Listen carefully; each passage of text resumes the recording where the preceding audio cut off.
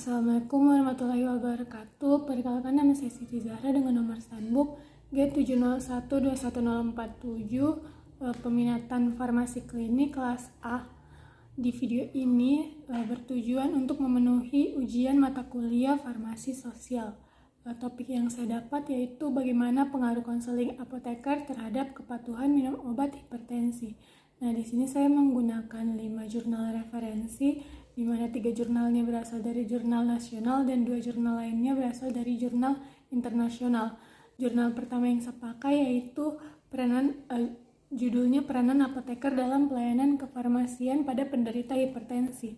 Nah, pada jurnal ini penulis melakukan pendekatan dengan literatur review dari berbagai penelitian yang berkaitan dengan peranan apoteker dalam melaksanakan program pharmaceutical care.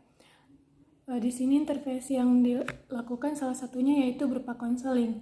Nah, hasilnya menunjukkan bahwa dengan adanya konseling oleh apoteker mempengaruhi terkendalinya tekanan darah pasien, berkurangnya faktor resiko, kepatuhan berobat yang meningkat, dan peningkatan kualitas hidup pasien.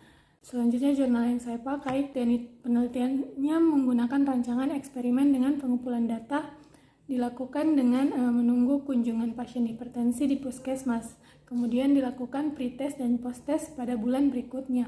Nah, akan dicari tahu bagaimana pengaruh konseling apoteker dan efikasi diri pasien dalam kepatuhan minum obat antihipertensi, serta diukur tekanan sistolik maupun diastoliknya.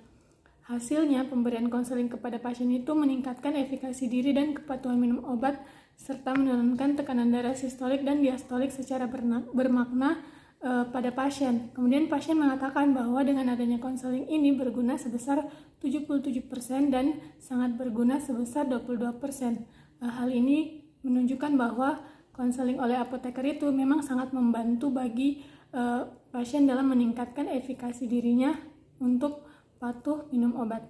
Berikutnya, menggunakan subjek berupa pasien hipertensi program rujuk balik di Apotik Kimia Farma. Nah, subjeknya ini bakal dibagi menjadi 2 kelompok, yaitu kelompok kontrol dan juga kelompok konseling.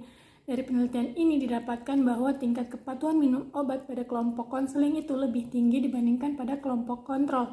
Karena di kelompok konseling, pasien tidak hanya melakukan pembelian obat, tapi pasien juga mendapatkan bagaimana cara-cara atau penggunaan obat yang baik dan meningkatkan kepatuhan bagi pasien untuk mengonsumsi obat dengan baik.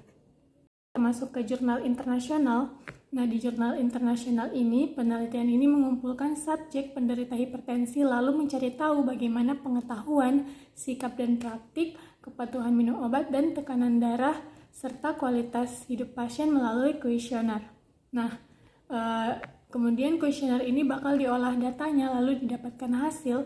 Bagi pasien yang mendapatkan konseling secara berulang oleh apoteker dapat memberi dampak tingkat kepatuhan minum obat yang sangat signifikan.